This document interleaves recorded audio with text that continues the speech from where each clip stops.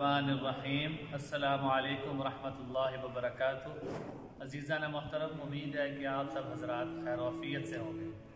आज हमारा दौरा हुआ जामिया मुहम्मदिया का।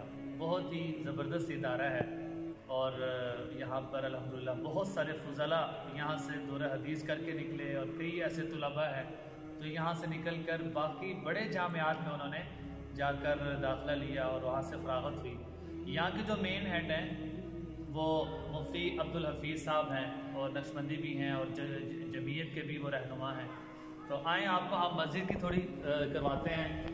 ये जामिया की बड़ी मस्जिद है और अल्हम्दुलिल्लाह 4000 नमाजियों की इसमें गुंजाइश है। 4000 नमाजी, यानी इसका मतलब ये है कि ये हम खाने में मौजूद हैं।